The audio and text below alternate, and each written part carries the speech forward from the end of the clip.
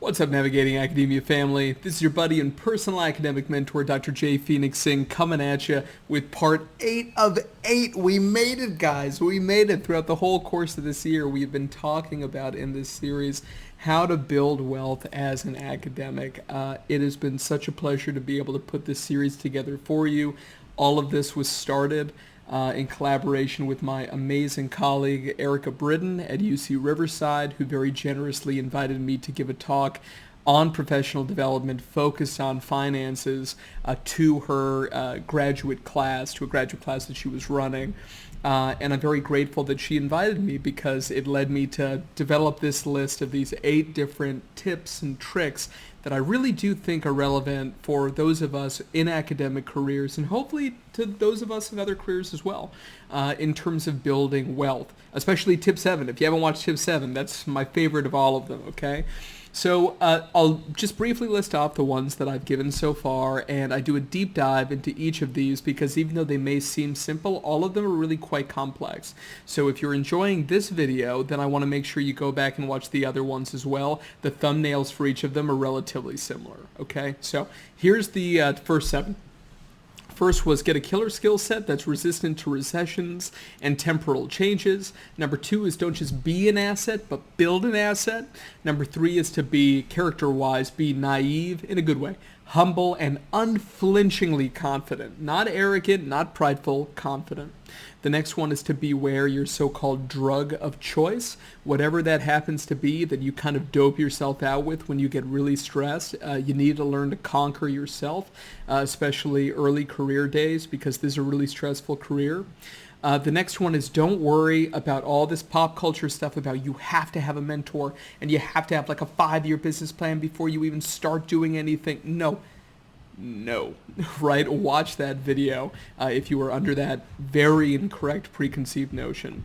And also stop reading self-help books with curse words in the title.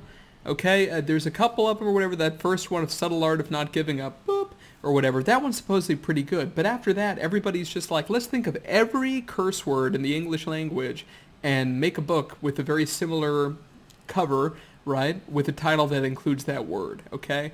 These books are meant to inspire you and meant to motivate you, and those are good things. But at the end of the day, the 10, 20 hours you spend reading those books could be 10, 20 hours that you spend struggling towards your goal, even just by your fingertips, okay? And there's a lot of value in that struggle. It's scary. I know it's scary, okay?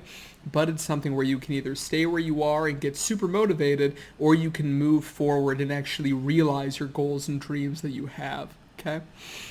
Next one is that you don't need formal education in business. It helps if you have a little bit of a background in finance or accounting or in sales and marketing, but you don't need a formal graduate degree like an MBA, a doctorate in leadership studies or management or anything like this. You just don't need it, especially in this day and age. I would say that maybe like 30, 40 years ago, it would have been really helpful. People always push the alumni network and these sorts of things. I do think that maybe that can get you in the door some places. Me having graduated from Oxford, I'm not kidding, less than 10 times I would say in my career, that and the alumni connections have actually helped me out. And when they have helped me out, they haven't helped me out a tremendous amount.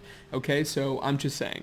It does give you something that's in common with other people, though, which is never a bad thing in life, but it doesn't just have to be your education. It could be that both of you like trading Yu-Gi-Oh cards or some nonsense like that, okay? Sorry to the Yu-Gi-Oh lovers. I'm not trying to say that what you love is nonsense. Part 7 was to build a not sexy, but insanely important. Build a budget, factor in taxes, live on less than you make significantly for as long as you can, okay? i.e. the marshmallow test. We talked about that in one of the previous episodes as well, right? The more you can basically push off long-term gratification, the more money you're going to have to be able to actually enjoy those pieces of your life. But that does not mean that you can't do anything fun right now. It just means to be reasonable, okay? And especially not to go into unnecessary debt. Bad idea. Okay, debt usually comes as a result of trying to pursue dreams without thinking about it and coming up with realistic plans for how to tackle the debt results of those dreams beforehand. I go deep into these things in previous videos and on this series, so I don't want to go too deep now because you can watch those videos, right? So finally, we come to the end here. Okay, so my last tip. In my career, I have found that the average academic is bad at business, and the average business person just doesn't get it when it comes to academia. People in business have dollar signs in their eyes, and so when they see somebody with a PhD after their name from a university that they've heard about, they think that person is a freaking wizard. Okay, I've experienced this myself, right? They think that you're a wizard, and they say, I want somebody on my team, I want somebody behind my product or service that has, let's just say, a doctorate or an advanced master's degree, right? I want that person and the letters after their name, okay? But they don't understand that people in different fields really are. There's a huge hierarchy within academia, within research, right? And just because people have letters after their name, so does pretty much everyone. It's meaningless, right? So business people don't know how to pick the best academics. Very, very rarely. In rare cases, I've seen it, but it's very rare. And frankly, they're looking for the clout, right, of having a person with the degree. And so because of that, if the tippy-top person is charging $200 to $300 an hour, and frickin' researcher McGee, who frankly sucks, but they have the letters after their name, and they're at a halfway decent university, they're charging $125, $150 an hour for consultation. They'll go with that person just to be able to make sure that cost-wise, that, you know, they're getting that clout without paying a huge amount of money, okay? That's a thing. Okay, so business people, dollar signs in their eyes, generally they suck at this, okay? Then you have the other side, you have academics. Academics, in my experience, and I'm very confident that a lot of you have run into this, especially when you've tried to collaborate. If they have data, findings, if they've developed tools, whatever it is, they literally treat it like this. They're like, it's mine, it's not yours. And if you come and you say, I have a great idea for an app, or I have a great idea for a new service, or a derivative product, I'm so passionate about your work, I'd love to work on it, right? Instead of them saying, that sounds really cool, how can I get involved? They will literally say something. It drives me nuts. They will literally say something like, oh, I have a nephew who's a computer science major. He's going to develop an app for us. Or, oh, I heard that I can do that like on Wix. Or there's pre-existing PHP script code, even though I don't know how to code, and I'm just going to pay somebody to be able to do it. They never do it. I have never seen one case of somebody saying such a thing and actually doing it. They just want to say, this is mine, not yours. They're like kindergartners. This is my toy. It's not your toy, right?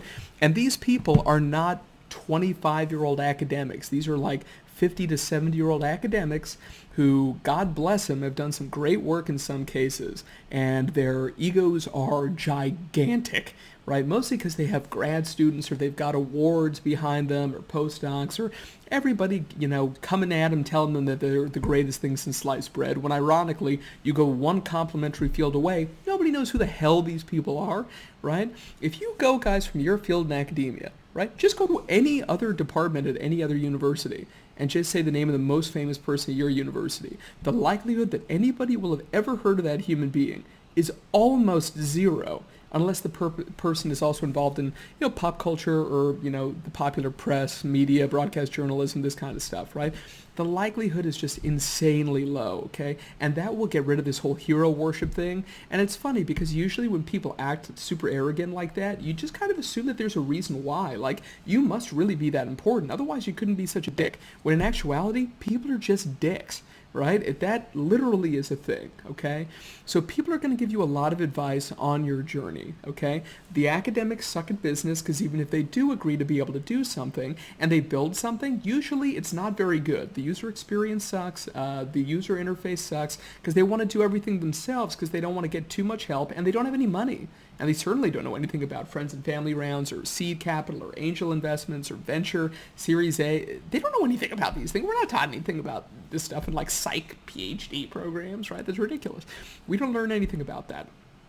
On the other side, though, you have the business people who come in with a lot of money, but they don't understand really what the most innovative stuff is. They want things to look cool and flashy and sleek and elegant, but it's one of these things where if you are the middle person, okay, if you can simultaneously get some business knowledge, however you want to these days, you can get a lot of free resources on sites like, for example, edX is a great place to be able to go. EDX, right, developed by MIT, Google, some other universities, put leading courses on there, including some from business schools like Wharton and HBS, which is Harvard Business School.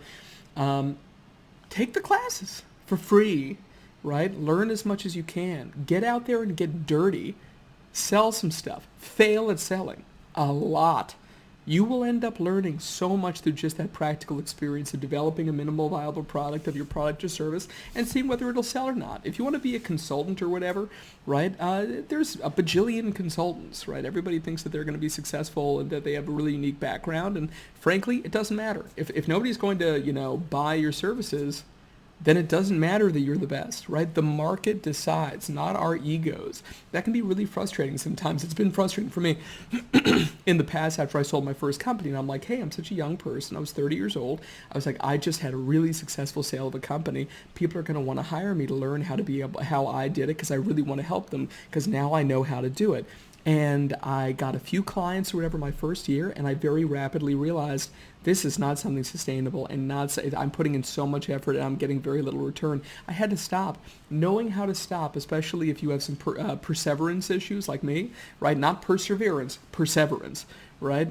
Issues, right? Then it's really important that you know when to stop, that you set some goals for yourself, and if you don't hit them, you say, you know what, I'm going to pivot, okay? And people, like I said, are going to give you feedback all the time. I want you to remember to listen to everyone, okay? Even the people that you hate, right? Listen to everyone, but after you've listened to everyone, do what you're going to do, okay? Otherwise, your successes, you won't be able to truly own them. And when you fail, you will blame someone else. It is critical in this life, and especially in business and with money, that if you fail, that it is your failure and that you own it. You may not like it. You may not desire to deeply embrace it, but it is a life of true autonomy. Pardon me. But it is a life of true autonomy, and I highly recommend taking that mindset and moving forward in your life with it, okay? So, that is the end of this series. It has been such a blessing, guys, this year to be able to talk with you about this. I hope you enjoyed this series. If you did, please shoot a comment below. It would mean a lot to me just to let me know if you liked this series. And if you have any other tips of your own, feel free to add them as well when it comes to wealth development, as long as it's not something ridiculous, right? Like take all of your money and put it into one particular cryptocurrency that nobody's ever heard of or anything like that. Okay, just solid foundational guidance is really what we're looking for here, right? For the masses of people in academia.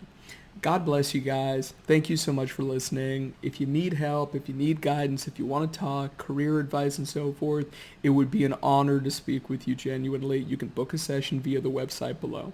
All right, guys, have a great day. I will see you in the next video.